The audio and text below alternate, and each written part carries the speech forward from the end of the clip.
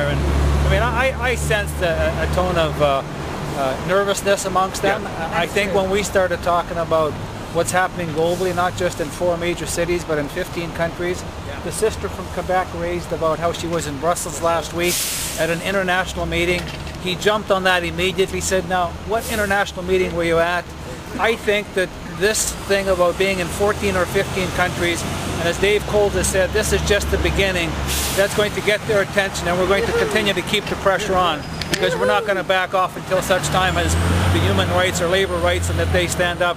You know, we're trading partners, as some of our colleagues said. But I think what was impressive there as well, we had the public sector, the private sector, the Federation, the CLC. I think that that's very important. It sends a very powerful message to these colleagues here in Ottawa that they better take back to their ambassador and also to the president, and they assured us they would do that.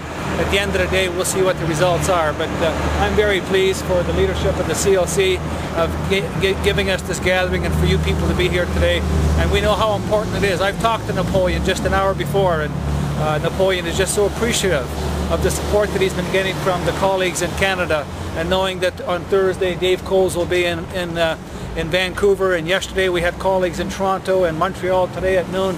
That is just a wonderful experience, and I'm proud of the work that we've been able to do as the trade union movement in regards to raising the flag with respect to trade union rights for the independent unions in Mexico. It's horrendous at what's taking place there. I personally, I know Dave and others have witnessed. I've been to Pasta de Concha, I've been to Las Cardenas, I've been to the prison 3 times to visit the prisoner, and I tell you, it brings tears to your eyes to see that human beings get treated the way they get treated. And there is no rule of law. There is no rule of law in Mexico, even though to their belief that they think it is. That's their lines that they give us, and it's a sad state of affairs that we have.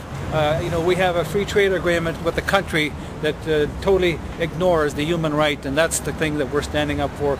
And at the end of the day, I think we're going to get their attention and we're going to move in the right direction. So thank you all for that. I think Ken's point about NAFTA is one that our members don't get.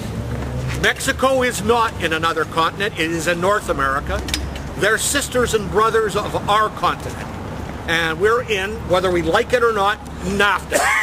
And they're not living up to the sidebar agreements on labor in NAFTA. And our members need to understand what that really means, whether you're a telephone worker, a miner, a civil servant, that you can't have one set of rules in Canada and a different set of rules in Mexico and there be free trade. It is not free trade. In many cases, it's slavery. Yeah, we told them we've seen plants close, CW plants. The dyes from those plants go on flatbed trucks down to Mexico and go into plants in Mexico. And, fair trade is one thing, but trade based on a complete denial of workers' basic democratic rights and basic human rights is not